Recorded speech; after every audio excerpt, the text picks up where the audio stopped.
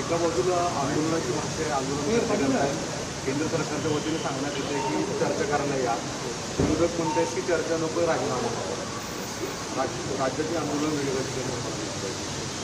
मैं सबसे पहले श्रीमान राहुल गांधी इनको अपील करना चाहता हूँ और चुनौती भी देना चाहता हूँ कि अगर उनमें हिम्मत है और वो सचमुच विद्यार्थियों का हित चाहते हैं तो संसद में चर्चा करें. अगर लोकतंत्र मानते हैं, संविधान में विश्वास है, लोकतंत्र में संविधान में चर्चा की सबसे महत्वपूर्ण जगह और निर्णय की सबसे महत्वपूर्ण जगह ये संसद है. आप क्यों भागते हो चर्चा से? क्योंकि आपको डर है कि आपकी पोल खुल जाएगी. जिस प्रकार से आपके शासन में कर्नाटक में पेपर लीक हुए, जिस प्रकार से आपके शासन में तेलंगाना में पेपर लीक हुए, राजस्थान में जब आपकी सरकार थी 8 बार पेपर लीक हुए, और इतना ही नहीं तो पंजाब के आपके शासन में भी, आप पार्टी के शासन में कम से कम 3 बार पेपर लीक हुए. केवल हमारे जो विद्यार्थी है इनके कंधों पर बंदूक रखकर राजनीति करना बंद कीजिए. अगर आपके पास सवाल है तो जवाब मांगिए, अगर सुझाव है तो सुझाव दीजिए और उस पर अमल करने के लिए सरकार को मजबूर कीजिए. लेकिन आपको किसी भी छात्र से कोई लेन देन नहीं है, आपको पूरी राजनीति करनी है. इसलिए मैं वापस कहता हूँ, ये भगोड़ापन छोड़िए और संसद में आकर चर्चा करने की हिम्मत दिखाइए. राहुल गांधी और विपक्षी नेताओं को ये चुनौती है कि आप संसद में आकर चर्चा करके दिखाइए. और विशेष रूप से जिस प्रकार से प्रधानमंत्री जी ने इस समूची घटना पर एक कड़ी कार्रवाई शुरू की है, फास्ट ट्रैक कोर्ट तैयार करके जिन्होंने पेपर लीक किया ऐसे लोगों को सजा दी जाएगी. नीट की री एग्ज़ाम भी बिना किसी मसले के पूरी की गई है, जिससे आगे के एग्ज़ाम का रास्ता भी खुला है.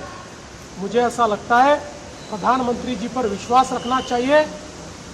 जिस कांग्रेस की सरकार में, यूपीए की सरकार में शिक्षा का बजट मात्र 8,000 करोड़ रुपया होता था, आज 1,39,000 करोड़ रुपए पर ये शिक्षा का बजट पहुंचा है. देश में जो हमारे आइकॉनिक इंस्टीट्यूशंस है, आईआईटी हो, एम्स हो, अलग अलग प्रकार की इंस्टीट्यूशंस में अवसर खुले हैं, उसका विस्तार हुआ है. विद्यार्थियों के हित की बात ये मोदी जी की सरकार ने की है. इसलिए मैं वापस कहना चाहता हूँ, हिम्मत हो तो संसद में आओ, चर्चा करो. आज राहुल गांधी सहित सर्व विरोधी पक्षाला माझं आव्हान आहे, पळपुटेपणा सोडा आणि संसदेमध्ये चर्चेला समोर जा. विद्यार्थ्यांचे खरे कैवारी असाल तर हिम्मत दाखवा. लोकशाहीमध्ये निर्णय रस्त्यावर होत नाही, तो संसदेत होतो. जर देशाच्या संविधानावर विश्वास असेल तर संसदेत चर्चा करा. उत्तरं पाहिजे असतील संसदेत मागा. तुमच्याकडे जर काही कल्पना असतील, संकल्पना असतील तर त्या प्रत्यक्षात आणण्याकरता सरकारला मजबूर करा. पण आंदोलनाच्या भरोशावर आपली राजकीय पोळी भाजणं बंद करा. या ठिकाणी खरोखर विद्यार्थ्यांच्या हिताचे निर्णय घ्यायचे असतील तर चर्चेच्या माध्यमातूनच ते होतील. मोदीजींनी विद्यार्थी हिताला सर्वोपरी ठेवण्याचा निर्णय घेतलेला आहे आणि विशेषतः पेपर लीकच्या संदर्भात फास्ट ट्रॅक कोर्ट तयार करून या सगळ्या अपराध्यांना शिक्षा देण्याचा निर्णय मोदीजींनी केलेला आहे. मला असं वाटतं की या संपूर्ण प्रकरणामध्ये एक अत्यंत कडक भूमिका मोदीजींनी घेतली. नीटची पुनर्परीक्षा झाल्यानंतर कुठलीही अडचण न येता ही परीक्षा पूर्ण झालेली आहे. विद्यार्थी खुश आहेत, ते त्या ठिकाणी पास झाल्यानंतर सेलिब्रेशन्स करतायत. अशाच पुढच्या सगळ्या परीक्षा झाल्या पाहिजे, या दृष्टीनं ही चर्चा अत्यंत आवश्यक आहे.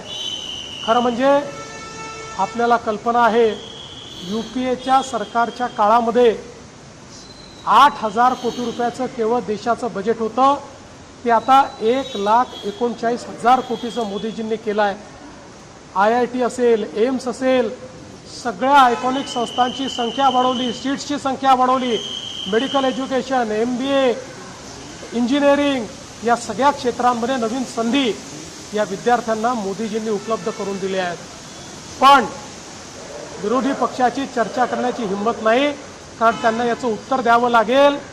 कशा पद्धतीनं कर्नाटकमध्ये पेपर लीक झाला, त्यांना उत्तर द्यावं लागेल. कशा पद्धतीनं तेलंगणामध्ये पेपर लीक झाले, आप पार्टीला उत्तर द्यावं लागेल. पंजाबमध्ये कशा प्रकारे लीक झाले, काँग्रेसला उत्तर द्यावं लागेल. राजस्थानमध्ये त्यांची सरकार असताना 8 वेळा पेपर लीक झाले. त्यांच्या प्रत्येक सरकारमध्ये झालेला घोटाळा बाहेर येईल. आणि म्हणून त्यांना या ठिकाणी चर्चा करायची नाही आहे. अराजकता हीच केवळ मानसिकता आहे, अराजकतावादी मानसिकतेत नाही चाललेलं आहे. येत्या रविवारी मुंबईमध्ये 2 ठाकरे बंधू आंदोलन करतात. ते म्हणतात की आम्ही विद्यार्थ्यांसाठी आता रस्त्यावर उतरतो. मी फक्त आठवण करून देतो, या राज्यातला सगळ्यात मोठा TET घोटाळा उद्धव ठाकरे मुख्यमंत्री असताना झाला आणि IAS अधिकाऱ्यापासून सगळे त्याच्यामध्ये सामील होते. इतका मोठा घोटाळा राज्याच्या इतिहासात झाला नाही. एवढंच नाही तर त्यांच्या मंत्रिमंडळातल्या मंत्र्यांवर थेट आरोप लागले. त्या ठिकाणी केवळ पेपर लीकच झाला नाही, तर जे नापास होते त्यांना पास करण्याचा पराक्रम देखील त्यांच्याच काळामध्ये झाला. आम्ही तर TETच्या परीक्षेमध्ये घोटाळा होतो लक्षात आल्याबरोबर परीक्षा व्हायच्या आधी घोटाळेबाजांना पकडलं आणि त्या ठिकाणी त्यांच्यावर कारवाई देखील केली. त्यामुळे आपलं ठेवायचं झाकून आणि दुसऱ्याचं पाहायचं वाकून हे बंद करा. सर, पोलिसांवर मुंबईचे वेगवेगळे आरोप केले गेलेले आहेत. काँग्रेस असेल, ठाकरे असतील, यांचं असं म्हणणं आहे की पोलीस ड्रग्सच्या धमक्या देत आहेत, पोरांना मारहाण करत आहेत. तुम्ही ती चौकशी केली का, काय आहे? असा आहे, एक व्हिडिओ समोर आलेला आहे, त्याची चौकशी चालली आहे. पण चौकशी सुरू असताना त्या पोलिसावर कारवाई करण्यात आलेली आहे आणि त्याला त्या ठिकाणी पोलीस स्टेशनमधून काढण्यात आलेलं आहे आणि चौकशी चाललेली आहे. अनेक ठिकाणी पोलिसांवर सुद्धा मोठ्या प्रमाणामध्ये मारहाणीचे व्हिडिओ समोर येत आहेत. याच्यामध्ये राज्यात सुद्धा असं दुर्दैवाने काही लोक या आंदोलनामध्ये ज्या प्रकारे दगडफेक करत होते, पोलिसांवर हल्ला करत होते, मला असं वाटतं की ते कुठल्याही पद्धतीनं विद्यार्थ्यांच्या मागणीकरता आलेले नव्हते. तर या आंदोलनाचा फायदा घेऊन आपल्याला अराजकता कशी तयार करता येईल या मानसिकतेचे लोक तिथे होते. अशा पद्धतीची काही मंडळी त्या ठिकाणी वागत होती. मला असं वाटतं की जे आंदोलन करतायत त्यांनीही अशा प्रवृत्तीकडे लक्ष दिलं पाहिजे. सर, ठाकरे ब्रदर्स जो है छात्रों के पीछे खड़े होकर कह रहे हैं कि इस आंदोलन को हम बड़ी ताकत से आगे बढ़ाएंगे. देखिए, वो केवल अपनी पार्टी का अस्तित्व ढूंढ रहे हैं. उनकी पार्टी की ज़मीन छूट गई है. उनको लगता है इस आंदोलन के माध्यम से उस ज़मीन को वो वापस तलाशेंगे. मैं याद दिलाना चाहता हूँ, महाराष्ट्र का सबसे बड़ा TET का घोटाला उद्धव ठाकरे जी जब मुख्यमंत्री थे तब हुआ. उसमें कई लोग लिप्त पाए गए, उनके मंत्री भी लिप्त पाए गए. इतना ही नहीं तो उनके काल में हमने ये भी देखा कि पीछे से रिज़ल्ट में मार्क्स बढ़ाकर रिज़ल्ट चेंज करके और लोगों को पास किया गया. अब किस मुंह से वे यहाँ पर इस बात के लिए बात कर रहे हैं? ये केवल राजनीतिक जुमला है. मुंबई की बात करें तो कुछ वीडियो मुंबई पुलिस के वायरल किए जा रहे हैं और ये कहा जा रहा है कि पुलिस दूसरे मामलों में विद्यार्थियों के फंसाने की बात कर रही ताकि वो प्रोटेस्ट करने सड़कों पर न उतरें. एक वीडियो सामने आया है जो बिल्कुल गलत है, हम उसकी निंदा करते हैं. तुरंत उसके ऊपर कार्रवाई की गई है और पूरे मामले की सत्यता की जांच चल रही है. राजनेताओं के बाद अब कुछ सेलिब्रिटी सड़कों पर उतर रहे हैं छात्रों के कंधे पर पैर रखकर. जिससे हंगामा और बढ़ रहा है।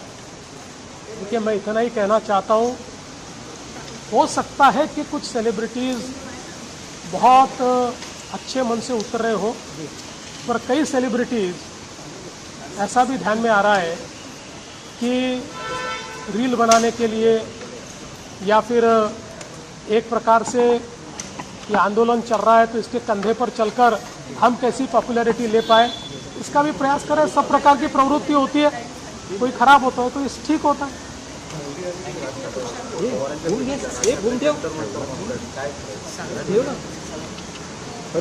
जेव्हापासनं राज ठाकरे आणि पवार साहेबांमध्ये अंतर वाढलं तेव्हापासनं त्यांना सगळं जंतर मंतर दिसतं।